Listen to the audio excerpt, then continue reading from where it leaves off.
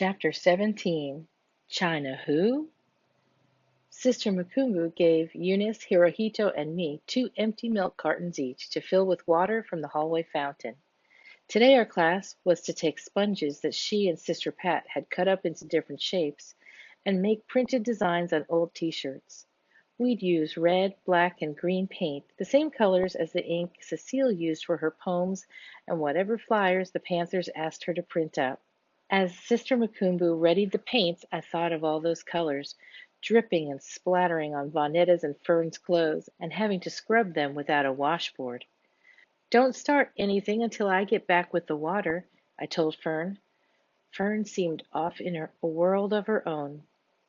Sister Makumbu clapped her hands, pressing me to get going. Fern would be all right for 2 minutes without me. I followed Eunice and Hirohito with a mind to hurry back. I had to admit I liked being seen as one of the classroom helpers. Vonetta and Janice were put out by the fact they weren't asked to take a skip down the hall with Hirohito. They had both raised their hands to ask if they could help too. Although I didn't like Eunice much, we glanced at each other and knew the same thing. Our middle sisters were boy crazy for Hirohito. He was probably 12 or 13 and only saw Vonetta and Janice as pests he could both mess with and keep at a distance. Hirohito beat us to the fountain. As he filled up his cartons, I studied every feature of his face. I wanted to ask him how it felt to have slanted eyes, hair like pine needles, and coppery-colored skin. Which one was he more, Chinese or colored? If I were Vonetta, I would have at least asked him that, as much as she's always in his face. I would have asked him something interesting instead of, do you like short girls or tall girls? I knew my curiosity didn't excuse my staring or wanting to pry. After all, I certainly didn't like questions about not having a mother, so I scolded myself good while Hirohito filled up his second carton. I should keep my curiosity to myself. I should not stare at his long black eyelashes and coppery-colored skin. Besides, I couldn't go from planning to sock him to asking him about being a colored Chinese boy in one good blink. But before I had a chance to look away, he caught me staring at him. What? I gave it back. Did I say something to you? Thank goodness you can't see cherries in a chocolate bar. I'd have been a red-faced rose if not for my Hershey brown complexion. Take a picture, it lasts longer. I was not looking at you, boy. Girl pride made me lie hard and strong. Eunice gave me a "where to" glare, but I couldn't let this boy think I was staring at him even if he caught me red-faced beneath my brown skin. I couldn't let this boy with slanted eyes and copper-colored skin think I thought a thing about him, because I didn't. And if you try to run me and my sisters off the sidewalk with that skateboard, I'm going to stomp on you good. We were about the same height, but I hadn't met a boy I couldn't throw down to the ground. But then I was taller than all the boys I knew. I yelled for you to get out of the way. Can I help it if you're slow? He was no Ellis Carter, Antony, or the other boys who tapped me from behind and ran. He spoke calmly, with no fear of my boy throwing abilities. Well, you shouldn't be skateboarding where people walk.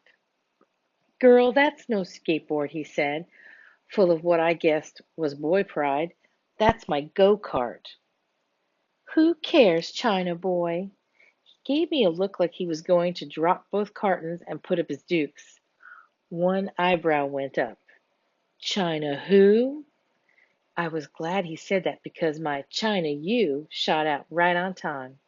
Eunice jumped in and said, for your information, he's black and Japanese. Can't you tell the difference between a Japanese name and a Chinese name? I didn't like having my ignorance shoved at me, especially by the likes of Eunice Angton, but there I was, not knowing a half Chinese face from a half Japanese one. I wasn't about to get a better look so I'd know the difference. Looking at that stupid boy got me red-faced in the first place. The last thing I'd do was own up to my ignorance and then apologize. I turned to Eunice as if Hirohito weren't there. I don't care what he is. He just better watch out when he's riding that skateboard on the sidewalk. Hirohito turned and started walking back to the classroom. Go kart. I said, forget you, Hirohito. He said, forgot you, Delphine. Then I said quickly to get the last lick, never thought about you. Eunice said, is that what you all say where you come from? That's so corny. For Eunice's information, there was more to that rhyme. Swallow a snake, jump in a lake, come back home with a bellyache. It did sound corny, so I kept it to myself. I don't care. She walked ahead of me. If you knew about Hirohito and Brother Woods, you'd leave him alone. Then I got suckered into a schoolyard comeback I should have seen coming. What about Hirohito and Brother Woods? Wouldn't you know it? Eunice had hips. She made sure I knew that fact as she walked ahead of me. That's for me to know and for you to find out. Chapter 18, Expert Colored Counting. Vonetta and Fern figured that since I talked my way inside Cecile's kitchen, I should fight harder for other things, namely to have a television set in the house. It was bad enough knowing our California vacation wasn't much to hang a back-to-school essay on. There were no Disneyland rides to write about, no Hollywood movie stars in the Safeway store to sign autographs, no surfing at the beach or shaking peaches or plums from fruit trees in the backyard. There wasn't even a long-lost mama hugging and crying at the airport. I soon saw my sister's point. The least we could have was a television set, cartoons on Saturdays, funny shows after dinner, the evening news and true crime shows for me, and of course, the Mike Douglas show 5 days a week because Mike Douglas always had Negro performers on his variety show. Outside of the flipper incident, we didn't fight over TV, which would mean less noise to bother Cecile. If she bought a portable TV set, we could put it in our room, and she wouldn't have to see us for hours. Then it would feel like a real vacation, watching hours and hours of Get Smart and the FBI without Big Mom making us turn the set off. Once again I found my calm, steady voice and brought our demands to Cecile at our next sit-down dinner. That's what protesters did. They brought their protest songs and demands to the establishment because the establishment was in control. The establishment was someone over 30 years old who had the power. I didn't know Cecile's exact age, but she had to be over 30. That, plus her holding onto the money Pa had given us, had made Cecile the establishment. All we needed were some protest signs and an or else that wouldn't make Cecile mad enough to hurt us.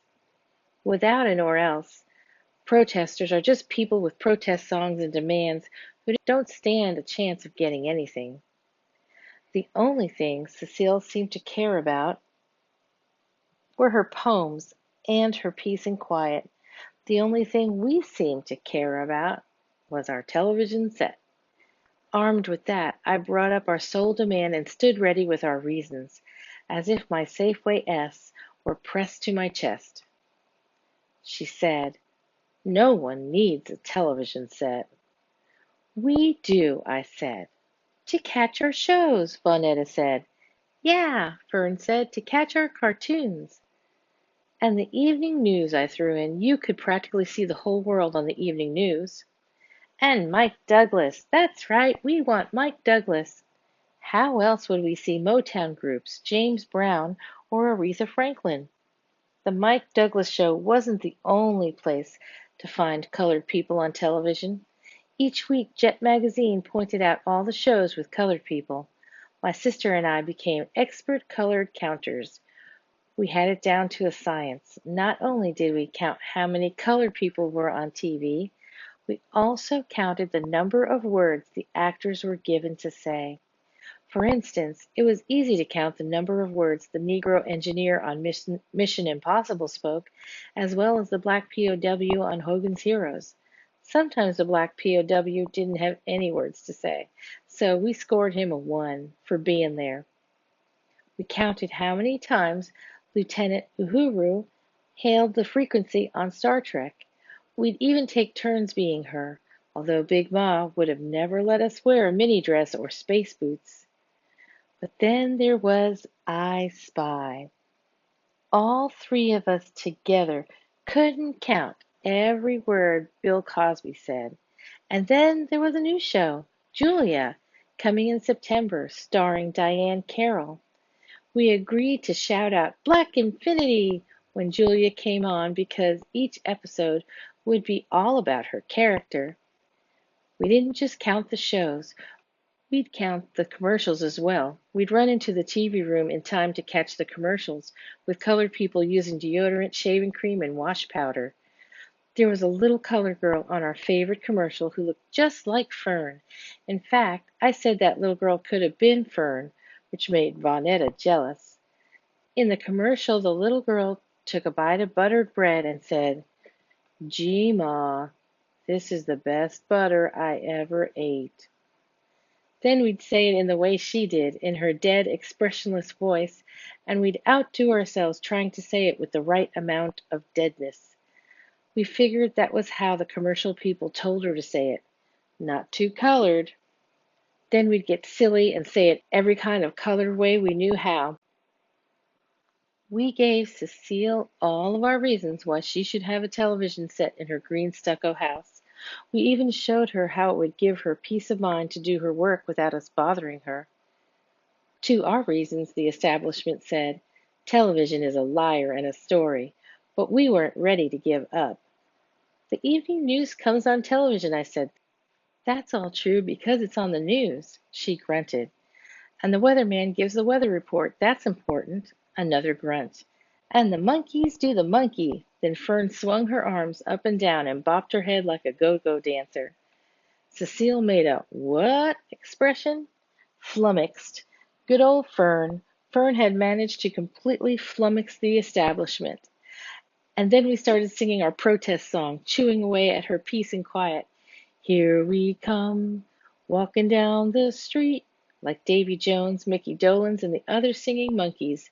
The next day, when we came back from the center, we found a radio in our room, a cord wrapped around its plastic body.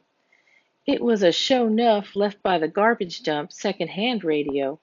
Vonetta and Fern squealed as if the little colored girl in the commercial were standing in our room eating buttered bread.